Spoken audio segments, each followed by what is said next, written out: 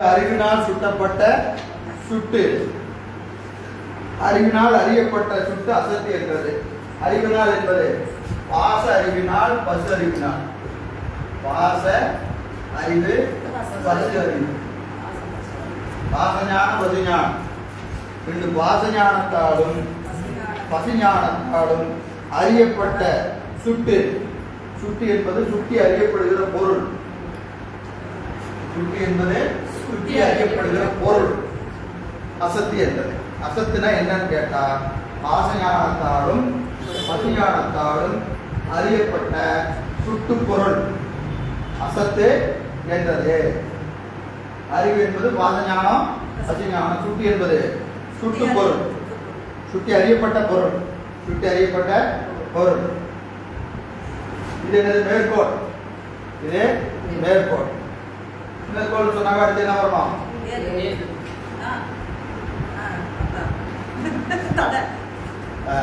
பிறர் கூறக்கூடிய தடை. மேற்கோள் என்பது ஆசிரியர் கருத்து. அப்ப அதன் மீது பிறர் கூறக்கூடிய தடை. அந்த தடை என்பது என்ன அப்படின்னு கேட்டீங்கன்னா, தடை சொல்றவங்க தார்க்கியர், தர்க்க மதத்தினர்.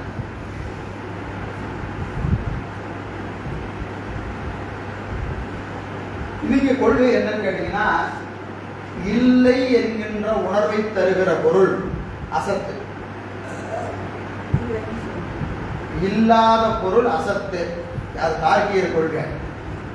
இல்லை என்று உணர்வை தருகிற பொருளுக்கு அசத்து என்பது பொருந்தும். உண்டு என்கின்ற உணர்வை தருகிற பொருள் சத்து.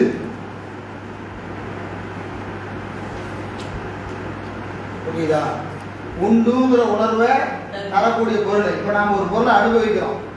இப்ப காஃபி குடிச்சோம், பிஸ்கட் சாப்பிட்டோம், அனுபவிச்சுமா இல்லையா? அனுபவிச்சோம்ல. நல்லா தான் இருந்தது, டீ நல்லா இருந்தது, சாப்பிட்டாச்சு. பிஸ்கட்டு நல்லா இருந்தது, சாப்பிட்டாச்சு. சாப்பிட்டுட்டு இதெல்லாம் அசத்து. இதை அனுபவிச்சுட்டேனே, அசத்து வேண்டி கிடக்கு, அதை அனுபவிக்கிறிய. அப்போ உண்டு என்கின்ற உணர்வை தருகிற பொருள் அசத்து இல்ல, சத்து. சொல்றது யாரு? நம்ம சொல்லல, குழப்பிக்காதீங்க. இப்போ இவங்க சத்து அசத்து என்பதற்கு இவங்க என்ன டெபினேஷன் பண்றாங்கன்னு பாருங்க. சத்துனா உள்பொருள், அசத்துனா அசத்துனா இல்பொருள். யாருடைய தார்க்கியது? நம்மளுது கிடையாது. தார்க்கியர் சத்துனா என்ன சொல்லுவாங்க? உள்பொருள் சத்து, இல்பொருள் அசத்து. சரியா? சைவ சித்தாந்தம் சத்து அசத்துக்கு என்ன சொல்லுது? சத்துனா நிலையாக மாறாத ஒரே தன்மையா இருந்தா சத்து பொருள், மாறக்கூடியது அசத்து. ஆமா, இப்போ மாறக்கூடியது அசத்து, மாறாதது சத்து என்பது சைவ சித்தாந்தம். தார்க்கியரை பொறுத்த வரைக்கும் உள்பொருள் சத்து, இல்பொருள் அசத்து. இப்ப அவன் கேள்வி கேட்கிறான். ஏன்னா இவன் சொல்லதான் வச்சுக்கிறான், இந்த சொல்ல மட்டும் எடுத்துக்கிறான். என்னது? பாசஞானத்தாலும் பசுஞானத்தாலும் சுட்டி அறியப்படுகிற பொருள் அசத்துன்னு நீங்க சொல்றீங்க. அடுத்தது ஒருவாற்றானும் அறியப்படாத பொருள் இல்பொருள்னு சொல்றீங்க. இதுல இல்பொருள் என்பது அசத்து, நான் ஒத்துக்கிறேன். என்ன சொல்றான்? இல்பொருள் அசத்து, இது கரெக்ட். உள்பொருள் எப்படி அசத்தாகும்?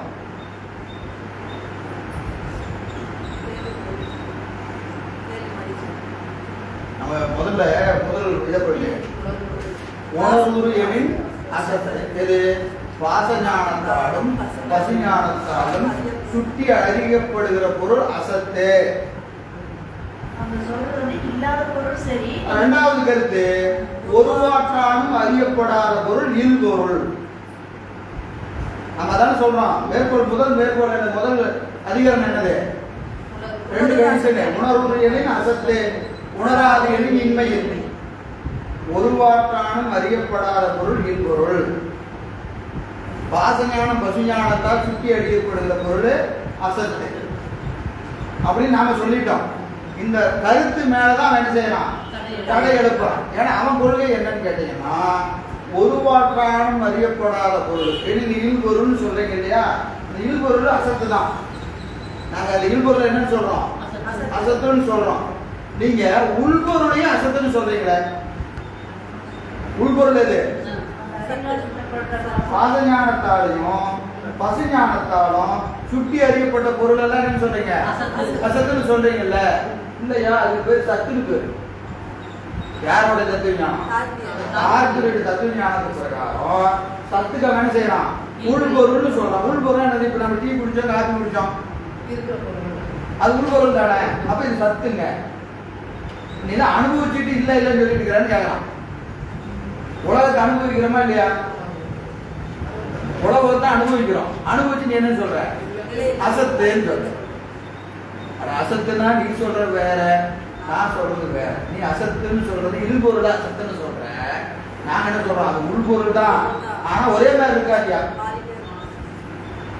ஒரே மாதிரி இருக்குதா? இந்த டீயை குடிச்சிட்டு இப்ப வச்சிருக்கிறோம், 16 வச்சுன்னா என்ன ஆகும்?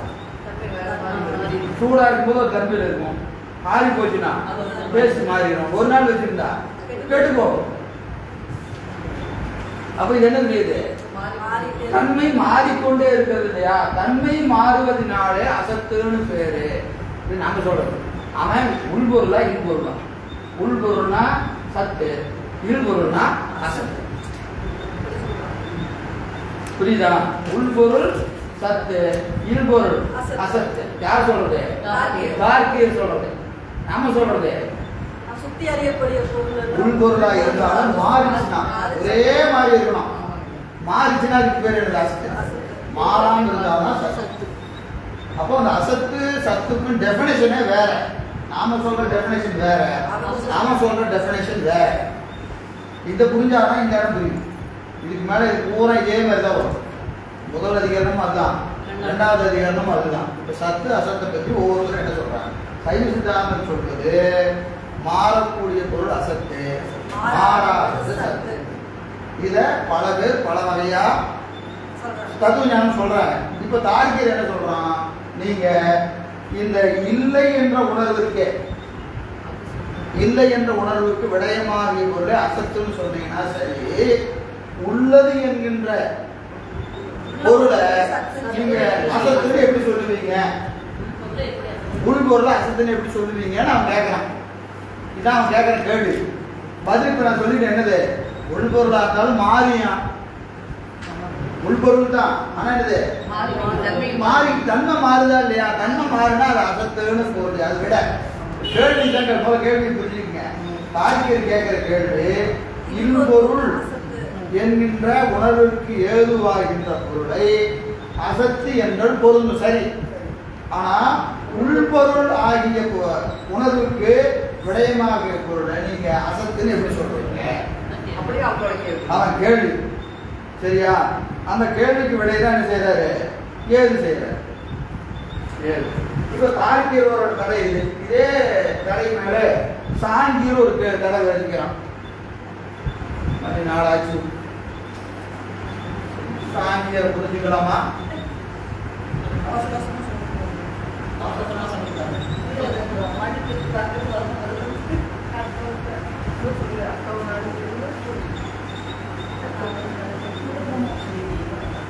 பாருங்க, சாங்கியர் என்ன செய்யறாங்கன்னா, உள்பொருளாகிய உலகத்தை சுட்டி அறிதல் பற்றி, சுட்டி அறிந்ததெல்லாம் அசத்துன்னு எப்படி சொல்றீங்கன்னு கேட்டான். உள்பொருளாகிய உலகத்தை சுட்டி அறிதல் பற்றி அசத்து என்றால் ஒரு பொருளை சுட்டிட்டாலே அசத்துன்னு எப்படி சொல்லுவீங்க? உள்பொருளாகி உலகத்தை சுட்டி அறிதல் பற்றி அது அசத்து என்றால் யாங்கனா. ஒரு பொருளை சுட்டி காமிச்சிட்டாவே அது என்னது, அசத்து அப்படின்னு சொல்றீங்களா இல்லையா? ஏன்னா கண்ணால் கண்டதெல்லாம் மாயை தான். உள்பொருளாகிய உலகத்தை சுட்டி அறிதல் பற்றி சுட்டி அறிதல் பற்றி அசத்து என்றல் யாங்கனம்.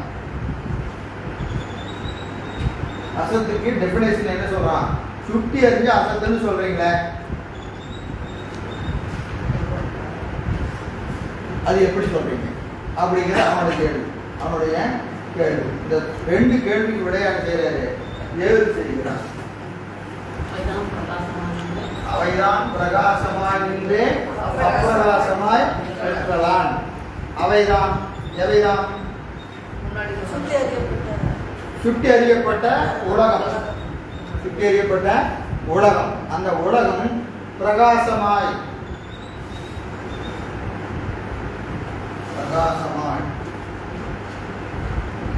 பிரகாசமாய் என்பதற்கு உள்ளது என்ற உணர்வு,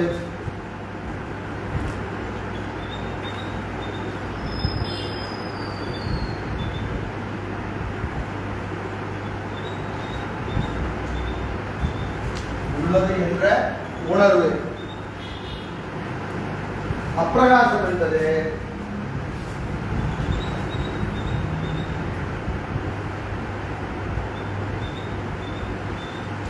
இல்லது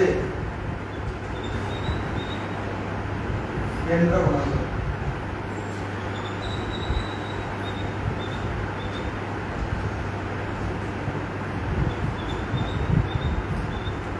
பிரகாசமாய் நின்றே உள்ளது போலவே தோன்றி இல்லையாக போவது. பிரகாசம் என்பது உள்ளது உள்ளது போன்ற உணர்வை தரும். உண்மையில் அது இல்லை. ஏன் இல்லை? தோன்றி நின்று ஒடுங்கிடும். எல்லாமே ஒரு கால எல்லையில தோன்றி நின்று ஒடுங்கிடும் இல்லைங்களா? அதனால என்னது? எல்லாமே அப்பிரகாசமாயிடும். இன்னைக்கு உனக்கு இருக்கிற மாதிரி தெரிஞ்சாலும் அது நாளைக்கு என்ன ஆயிடும்? நெருநாள் உணர்வுறவன் இன்று இல்லை என்று பெருமை உடைத்து உலகம் எல்லாம் பிறக வேண்டிதான், போக வேண்டிதான். சரியா? ஆனா நமக்கு அப்படி ஒரு எண்ணம் இருக்கா? அப்படியெல்லாம் நினைச்சோட பார்க்க முடியல. பார்க்க முடியுமாம்மா? ஓயிலுவன் சொன்னாவே பகி இருக்குதா இல்லையா? இருக்குதா இல்லையா?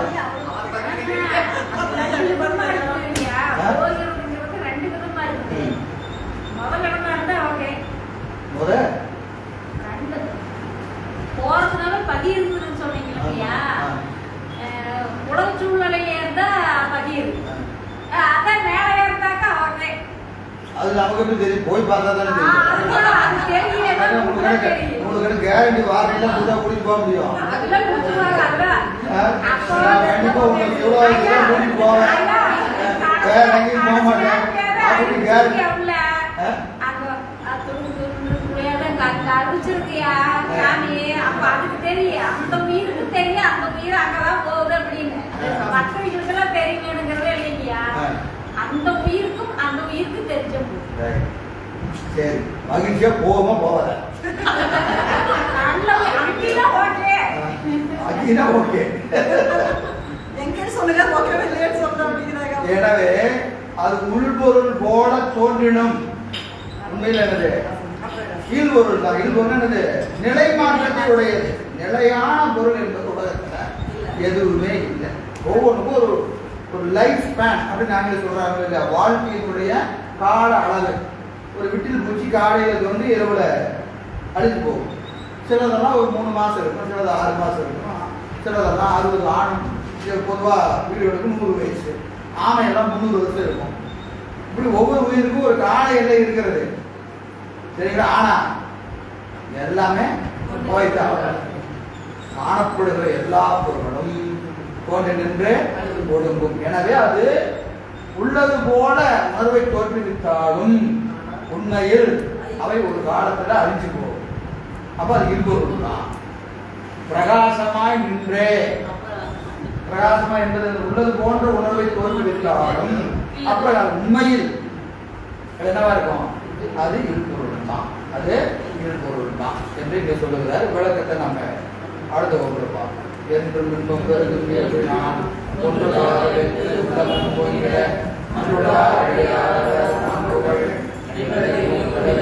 வேளாம்